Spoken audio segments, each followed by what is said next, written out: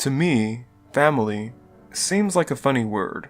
It doesn't flow as well from my mouth as it does to most people, and some people think of closeness and love when they hear that word. I think of distance and obligation, because we cannot choose the family we are born into, and for all intents and purposes we are chained, and escape is futile. I'm sorry if I seem like I'm rambling. My father has an ability. Some people, or at least who believe it, would call it a gift. I prefer to call it a curse, because if he dreamed of you, you will die. Sometimes the very next day, or even as he was dreaming of you, but always within a week. You will die. That is a certainty. Everyone in our family knows this, but only our close relatives know exactly how it works. Every time we fall asleep, we dream. We dream of the things that we want, the things that we crave. Those dreams, we usually forget, but some dreams have an impact.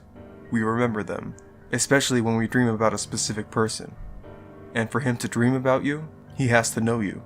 It took me 3 deaths to figure it out, but I suspect that my father's siblings figured it out long ago. If my father was particularly close with you, you died approximately a week after the dream. I noticed this first. When my aunt died, she got cancer, went through chemo, and 2 months into remission, died from pneumonia exactly a week from when he dreamed about her.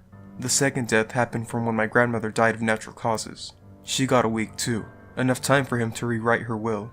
I never said he was a saint, making sure he's got a lion's share of the estate. His siblings couldn't prove anything, not that they didn't try, but she did die from natural causes, and that was that. The third death was that of my mother. She died within a day of him dreaming of her. Brain aneurysm. They were never really close. Even a blind person could see that, but I had to draw the line somewhere. My mother got a day when my grandmother, who would let her know in every way that she would never be good enough for her son, got a week. I couldn't blame him for her death because he didn't blame himself. You could see in his eyes, he didn't care. So I left. 2 years have passed since I last saw him or talked to anyone from the family. I've tried to forget, but I can never forget that some mornings, he would be talking to someone on the phone, and you knew that he dreamed of them and that they would die. I dreamed of him today.